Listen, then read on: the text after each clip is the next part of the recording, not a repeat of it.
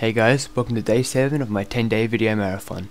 Today's video is also a guide, and this guide will show you how to get 110k melee experience per hour in P2P. For this guide we're going to be going to the troll minigame, and I'm going to be showing you the best setup to kill the trolls as quickly as possible for maximum XP. Let's begin. Alright, you're going to want to have some armor that gives a half decent defense bonus and a good strength bonus. Dragon claws are an absolute must. That's what half this method works off, so you're definitely going to need them. If you haven't got them, then you want to borrow them from a friend. And for the rest of the gear, Helm of Nesnot is pretty good all around. Most people can use that, so I'd recommend that. Dragon boots, and if you have Recipe for Disaster gloves, use them. I don't, so I'm using a combat bracelet. You want a ring for strength bonus if you have one. For me, I'm using a berserker ring. If you don't, then probably explorer's ring is the next best thing for you. And now for your cape, you want something that gives a nice prayer bonus. Trimmed skill capes give a +4 bonus, so I'm using that. And the main armor, the body and legs, if you have bandos, that's perfect for this, I'd use that. If you don't, fighter torso and some Barrow's legs will work fine. And any Ami, Glory or Fury will work fine as well. For the inventory, you want a weapon you can use other than claws. For me, I'm using an obby shield and a whip. Then you have 3 prayer potions in case you run out of prayer, say you lose the supply table. That's what most of our inventory has been set up for. The super attack and super strength potion is so you hit higher and complete the minigame quicker, which means faster XP of course. You always want these when you're training. But if you have extreme attack and extreme strength potions, then you want to take those. And of course if you have overload, that's even better. Next you have 2 sour brews, which will be necessary for any tanking. If say you're getting overrun and you need to double eat, then those are perfect for that, and they raise defense, so yeah. The super restores will be for recovering after using the sour brews if you haven't got the supply table. And the rest of your inventory is filled with food. Now to get there, we're going to be using a games necklace to teleport to the troll invasion minigame. Alrighty, so now what you want to do when you get there, right click on Jute and you want to click start fighting. Once you do that, just say yes, you're sure you want to go in and all that stuff. You're sure you want to defend the castle, click yes. And you do not want to do the harder choice, because that will be less trolls and it'll be faster, so that means more trolls per wave, which will make the method a lot harder to do, so do not do that.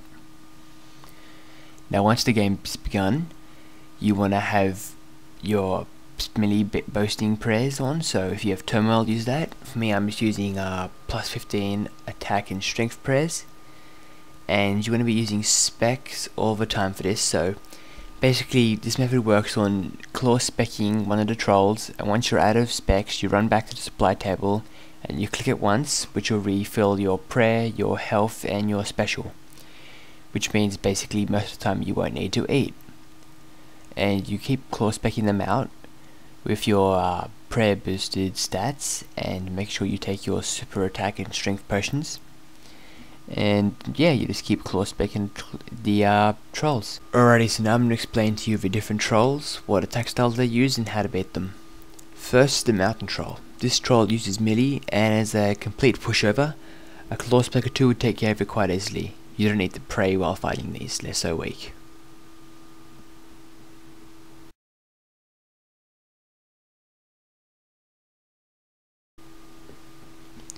Next is the troll rangers. They're even weaker than the mountain trolls if you ask me, and one claw spec will take care of those quite easily. The poorly cooked carib one is next. Sometimes they'll be down in the corridor down here, so if the wave hasn't ended, you know you have one of these down here. They're non-aggressive, and a claw spec 2 would take care of them quite easily as well. The troll generals are the only real threat, as they can actually hit pretty high when they're using melee, so when you turn up you want to be using protect from melee, and a claw specker 2 as usual will take care of him. Next is the troll wizards. They use magic, so they'll actually hit if you're wearing the armor I suggested, but they don't hit very high. I haven't seen them hit a 10 yet, and you'll be able to kill them quite easily. Some of the trolls are a bit of a pain, They'll usually use magic on you, but they're a pain because they summon familiars, which you also have to kill. The familiars won't hit very much, but just waste a little bit of time, that's all.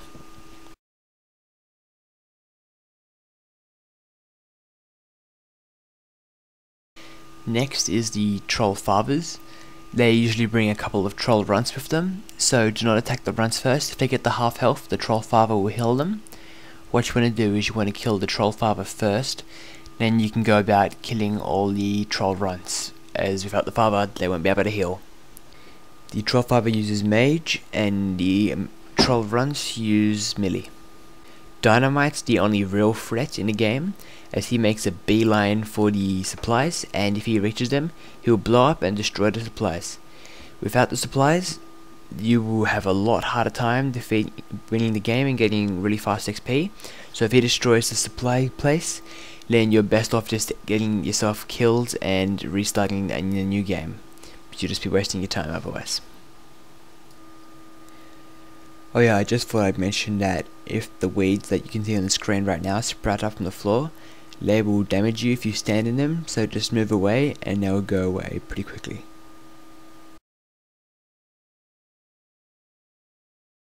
Now for the final bit of the minigame, once you reach wave 20, you'll be able to kill Cliff, who will be the minigame boss.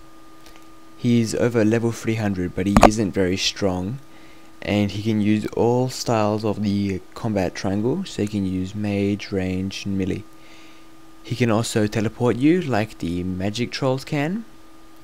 So the only thing you have to do to beat him is pray melee and use up all your claw specs on him to finish up the supply table.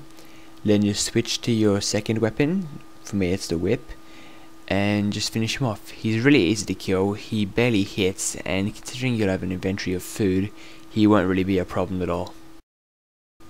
So yeah, for this method, you can complete a game in under 18 minutes pretty easily, and in an hour, you'll be able to get 110k combat experience per hour. That includes hit points, which is pretty good because most methods of training combat you will get 50k combat experience per hour. That's not including hit points, but including hit points, which is only like a third of that, it maybe be 65-70k. But this method is a lot faster.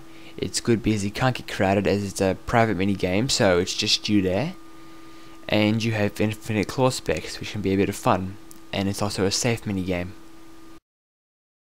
So yeah, thanks for watching my guide.